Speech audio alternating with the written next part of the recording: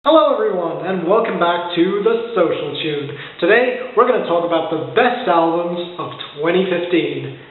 And we had a pretty good year. Honestly, looking back on this year, I am really impressed with how many excellent albums we got. But we're here to highlight the best of the best. Now, first, quick warning. I listened to over 200 albums this year. Yes, I know, kind of impressive, but even so, I'm sure I've missed something. So if there's an album on this list that you liked and that isn't on this list, post it in the comments and I'll either look it up or tell you why it wasn't on this list. With that said, I hope that you will agree with most of what I have to offer. Let's get started. Number 30 goes to Björk's Vulnicura. A very heartfelt breakup album. It's a beautiful album instrumentally. Björk is great vocally. The lyrics are great and filled with metaphors and so on. It's just a great album. Another great project by Björk. You just need to check it out. And number 29, we have 90059 by J-Rock. This is an album that was being worked on for ages, so when it finally came out, I didn't know what to expect, but I was really pleasantly surprised, and I am very happy to report that this album is excellent and definitely worth the wait. Check it out. Number 28 goes to Carrie and Lowell by Sufjan Stevens. I find this album very difficult to listen to, but that's mostly because of just how personal it is. So if you can detach from that and just detach your emotions from that, you can really be impressed with everything, the meticulousness of it all. Or, you know, if you like being tugged along on that strange journey, then you're going to love this album. At number 27, we have a relatively unknown album from this year. It's Hold My Beer Volume 1. I think I only saw one review for this album, and maybe one or two others, but there's only one video review that I could find. And I really do think that's a shame, because this is country the way it should be. This is country when it's awesome, and I love this album. It's pure country, it's awesome, it is absolutely joyous every single time I listen to it. Seriously, check this out. Wade Bowen and Randy Rogers are just two wonderful artists who deserve a lot more attention than they got this year. At number 26, we have Tetsuo and Youth by Lupe Fiasco. There were a lot of good rap albums this year, and Lupe Fiasco's Tetsuo and Youth was definitely one of them. It feels so good to be able to say, once again, Lupe, this was a great album. Fantastic job, because it's been a while since I've been able to say that, but yeah, well done, Lupe. Fantastic job. At number 25, we have Meliora by Ghost. A really great album. It's actually quite sarcastic without using sarcasm, but basically what it shows is the problems with religion by putting it through a satanic lens. It's about Satanism, but it uses Satanism to make fun of religion. It uses the same cliches you will find within religion to make fun of it, and that's really clever. And plus, this album, just metal-wise, is fantastic. You will want to check this out if you're a metal fan. At number 24, we have an album I did not expect to like, but ended up adoring, Mr. Misunderstood by Eric Church. Mr. Misunderstood. Great song, by the way, title track on this album, but you really do want to check this out. In my opinion, it is way better than The Outsiders. I did not care for The Outsiders at all, just personally, but this is a great album, and in a year where I was really searching for country music to really speak to me, this really, really did stand out, so check this out. At number 23, we have Hand Cannot Erase by Steven Wilson. This is an album about being a recluse, about basically shutting yourself in, shutting out the outside world because of how terrible and toxic it is. And that's really an interesting theme, and Steven Wilson explores it excellently and with beautiful music. You're going to want to check this out. It's definitely Steven Wilson's best project outside of Porcupine Tree. You're going to love it. At number 22, we have a band whose comeback I have been looking forward to for so long, No Cities to Love by Sleater-Kinney. If you're a fan of girl groups with a punk rock edge, you will love this album, and yeah, it's definitely a fantastic return, just phenomenal album. At number 21, we have some of the most introspective and interesting hip-hop of the year coming from B. Dolan on Kill the Wolf.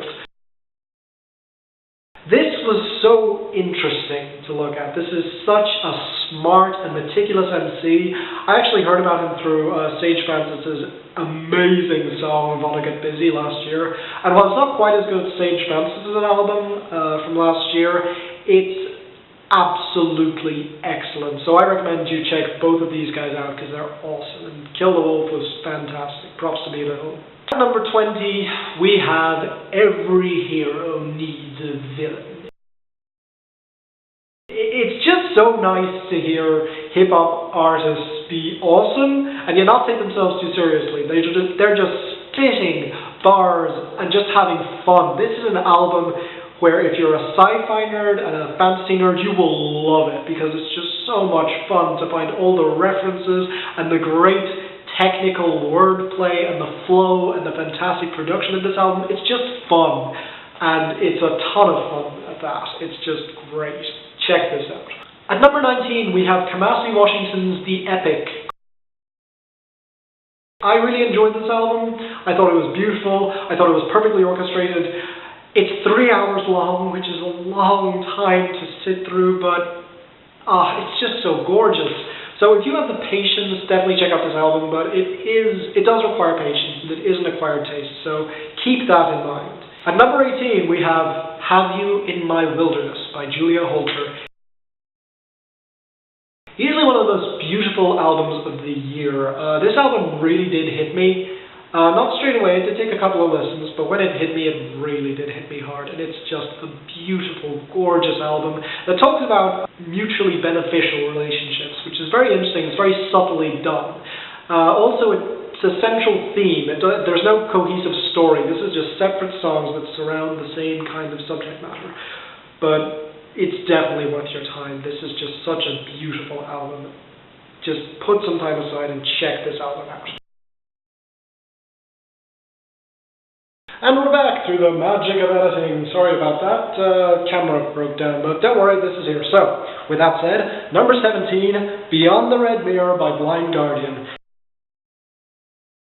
This is the type of power and symphonic metal that I love listening to. It's powerful, it's awesome, it comes from one of the veterans in the game. It's amazing. This is a sequel to Imaginations from the Other Side by Blind Guardian, and it kicks all amounts of ass. And while it's not quite as good as Imaginations from the Other Side, it is more than a worthy sequel. If you're a fan of symphonic metal, I definitely recommend this. Number 16, Complicated Game by James McMurtry. I love this album, and I love this artist. This guy has one of those voices that you just want to hear read you bedtime stories. He's just a great guy. He's happy with life. He doesn't always mope and groan about the past. He talks about the past, and he reminisces, but he never says, oh, it was always better in the old days. No, he appreciates what he has now, and that really, really does strike a chord with me. I do love this album a lot more because of that fact. If you're a fan of incredibly well-written and well-articulated country music with great production, you will definitely want to hear this album. Number 15, yay, let's have some fun. Glitterbug by the Wombats. This is an incredible album. I honestly think that it might be up there with their debut. Maybe not quite that good, but it's close, and it is absolutely great. This album is full of fun, upbeat tracks that you can easily dance to and have a great time to. But because of that, the slower and more introspective and sadder and more somber tracks really do stand out. You'll definitely want to check this out if you're a fan of synth pop in any way. Great album. Number 14, a veteran I did not expect to make his return, yet he did. Compton, a Soundtrack by Dr. Dre. If you don't like this album, I get it, but I don't agree with you. Not only is this buoyed by great charisma and great production like his old stuff, but on top of that, he actually gets really political and very introspective because this is a study of his own career. Looking back on his career and finding not much to really be proud of. And that's a really big deal, and it feels like a big deal on this album, especially on the final track, Talking to My Diaries, where he's just talking to all his old friends, and it's the only time on the album where he's completely alone with no collaborators. But even besides that, the collaborators on this album are incredible. Everyone brings top-notch performances. The production is fantastic. It's a great blend of old and new, and yet it's still distinctly Dr. Dre. You can recognize that sound within it. It's just a fantastic album. I think it was seriously underrated, and I hope that more people will give this album a chance. Number 13, we have an album that I don't expect to show up on anybody else's list, and I do not care. It is American Candy by The Maine. I love this. This is my summer record of the year. This is my summer jam. I can just put this on and listen to it and absolutely adore it from beginning to end, and then just do it over and over and over again. I love this entire project. It's upbeat, it's fun, and it's a great time. It's like going on a road trip with your friends, and yet at the same time it has moments of introspection and existentialism that you also don't expect. It's just a ton of fun. It's ridiculously well written, way too well written for their own good, with fantastic melodies and easily one of the best albums of the year. Fantastic job. At number 12 we have genre bending with gospel and post-punk to create Algiers. This sound just works for me across the board. It's amazing, it's visceral, it's savage, it's biting, it attacks anyone who would undermine black culture, and yet at the same time it has quiet, soft-spoken, mournful moments which are just as effective. This entire album is just so powerful. If you're a fan of either gospel music or punk music, you'll want to check this out. For me, this sound just clicks. It just works on every level. I love this album. It definitely earns this spot. At number 11, we have an album that I think a lot of people will dislike, but I can't help but absolutely love it. It's Elvis' Return to the Moon. Really, only someone as nuts and as funny and as fun as Matt Berninger could come up with something like this. Not only is this album melodic on so many levels, it just sounds fantastic, but on top of that, the lyrics are top-notch. This explores the romance in Greece and the parts you don't see on screen, the parts like Danny and Sandy not getting on at all and her refusing him and him being a detriment to himself and being a complete asshole. Seriously, the main character on this album is such an asshole, but it's written in a very self-aware way, and it's so fantastically fun all the way through. It's not that funny, which does kind of bother me and does stop me from putting it a little bit higher on this list, but it's still incredibly good. If you are a fan of just great melodies and great songwriting, and just a fan of The National, you will want to get this album. It is definitely a must-have. Number 10 goes to In Color by Jamie XX. This album is a sonic tapestry. It is an experience. It is something that you just need to listen to really understand just how wonderful it is. This is electronic music at its best. This is electronic music the way I want it to be. And it's a personal taste, I'll be honest, but my God, this album, with very few words, creates emotions and an atmosphere that I think was pretty much unmatched across this entire year. This album is absolutely wonderful, easily one of the best of the year, and easily earns its slot on this list. At number 9, we have another album which I think is a sonic experience, and yet for very different reasons. If you had told me a year ago that a black metal album would have been in my top 10, I would have probably laughed in your face.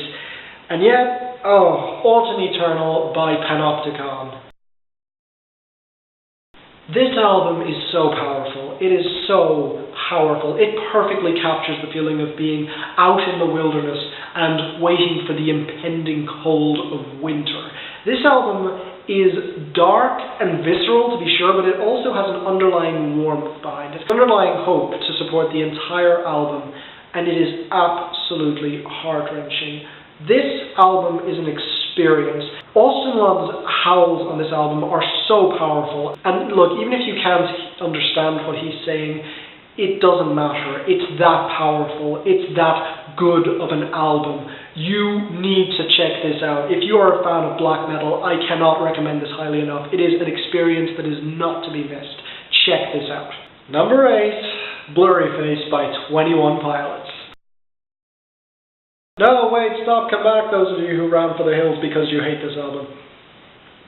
Okay, this album is very polarizing, pun very much intended, but seriously, how can people not love this album? It's got some of the best hooks of the year. It's got fantastic lyrics. It's an album about the creation of the album itself, with Blurryface being the persona of greed and selling out and the little devil in your ear. It's just an incredibly good album, and while I know a lot of people will be annoyed at me for placing it this high on the list, I think it definitely deserves it. It is just a fantastic album from beginning to end. There is not a song on this that I dislike, even if there are a couple of production choices I don't really love, which is why it's not a perfect album. But either way, this album is awesome. Damn great work. Number 7, Every Open Eye by Chvrches. With Every Open Eye, Chvrches did the impossible. They actually surpassed themselves. I didn't think they'd be able to top the Bones of What You Believe, but my God, this is awesome.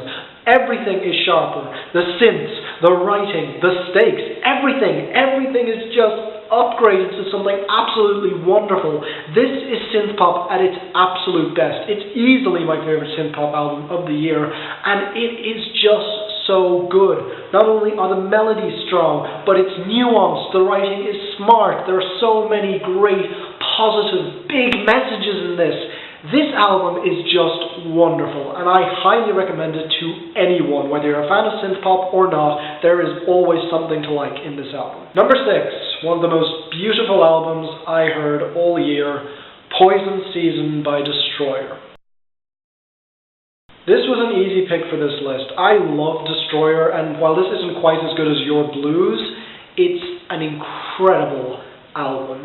My God, just the loneliness, but the beauty of this album, which coalesced together to form this wonderful masterpiece. And yes, I'll say it, this is a masterpiece of an album. The jazz elements, the funk elements, there's so much black-tinged music on this album. Even Spanish guitar on Midnight Meets the Rain. There is just so much to love about this album instrumentally. And then there's the real reason everyone goes to Destroyer, the lyrics, which are unbelievably strong. They're dense, filled with metaphors, filled with loneliness, filled with yearning. Everything just comes together beautifully. This is easily one of my favorite albums of the year, bar none. And it's definitely one I will recommend to all of you. Check this out. Number 5, Something More Than Free by Jason Isbell. This is easily my country album of the year. Not only is it incredibly well written, and it really is, but it's an album about Jason Isbell looking back at snapshots of his life and realizing the importance of letting go of the past. Not only the bad stuff, but also the good stuff. There are some good lessons he was taught in the past that are now a detriment to him, and that's a very intriguing message, and not one that you find in a lot of music. This album is incredibly well written, incredibly well performed, incredibly nuanced, and is just absolutely heartwarming. It's easily my country record of the year, and it really does deserve a couple of listens because, believe me, Southeastern is amazing, but this just blew my mind. Check both those albums out. They are incredible. Number 4, I have not found many reviews for this album, either on YouTube or on Google in general, in written form or in video form, and that is wrong because this group deserves so much more traction. Number 4 easily goes to All Hands by Doomtree. Whenever I see top 5 rap albums of the year this year, I come across a disturbing lack of Doomtree. I mean, these guys are so good. Their production is icy and grimy and sounds absolutely fantastic. This is some of the best production you will hear this year. The bars, they go on for days. There are so many quotable lines. It just goes on and on and on and on and on. And these 5 rappers are at the top of their game, all of them delivering star-making performances. The underlying political themes, everything about this album is just absolutely awesome and measured to perfection. And true, there are a couple of production choices that could have been a bit sharpened, but it is so close to a perfect album. It is an incredible listen. It's still giving me stuff to decode today. That's how intricate and dense these bars are. If you are a fan of dense, lyrical, intricate hip-hop, you are going to love this album as much as I do, because it kicks ass. And yet, not quite the hip-hop album of the year. Number 3. Well, this shouldn't be a surprise to anyone. Number 3 goes to Pimp a Butterfly by Kendrick Lamar. Duh. This is easily the hip-hop album of the year. I really don't have much to say about it. All I'll say is you need to listen to it. If you are one of the few people on the planet who has not yet checked out this album, then you are seriously missing out. This album is a masterpiece. Everyone is right when they say that. It is a masterpiece. It's dense. It's full of ideas. It's so important. It's so relevant today. It is just an incredible album. So why isn't it number 1? Well, no matter how much I admire this album in so many ways, I have to admit, I still enjoy listening to Good Kid, Mad City more than I enjoy listening to this, which is odd because it's better in almost every way, but I think that it's just personal preferences. I connect with Good Kid, Mad City more than I do with this. So, you know, take that for what it's worth. You might think that this is the best album of the year. Heck, a lot of people are calling this the album of the year. But for me, it's not quite there. And even if that wasn't the case, I don't really think this would have been my album of the year because I am head over heels in love with these next 2 releases. So let's get on with it. Number 2. Oh, God bless you, Canada. God bless you for giving us this masterpiece. Astoria by Marianas Trench. I know a lot of people are going to hate me for putting a pop release above To Pimp a Butterfly, but let me be clear here. This album is pop music at its finest. Pop artists in the mainstream wish they could be this good. Marianas Trench is just on another level musically. Their writing is incredibly good.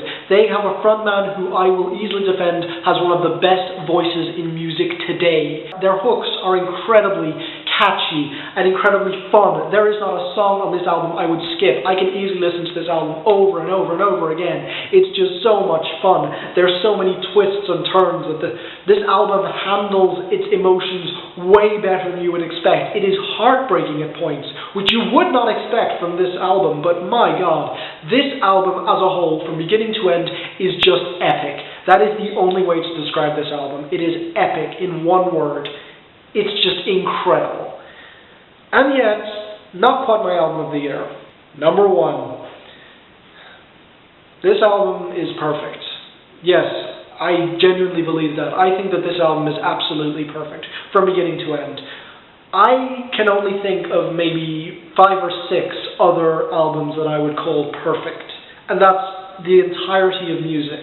That's the entirety from the very beginning to where we are now. Out of all the thousands of albums I listen to, there are only maybe 5 or 6 that I would consider perfect, and this is one of them.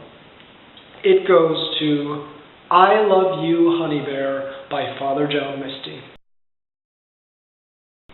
This album is wonderful, absolutely wonderful.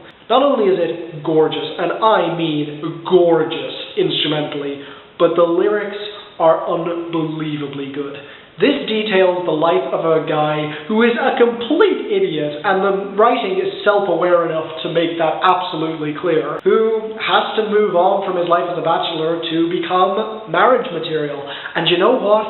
He makes the effort. And that's the great thing. On Elvive, when they do this, you get the self-awareness, but you still hate the guy, let's be honest. But here, you sympathize with him because he makes that effort. This album is gorgeous. Well written, in a very self-aware way. It's frequently hilarious. Seriously, there are so many moments where I just laugh my head off, and it is easily my album of the year. Take that for what it's worth, but for me, you won't be able to top this for a while. So yeah, that was my list. If you enjoyed it, click like and subscribe. I hope that you will agree with at least some of my picks here. If there's any albums I missed, please post them in the comments. So yeah, I'll leave you on that note. This is The Social Tune, I'm Finn, and I'll see you all in the next one.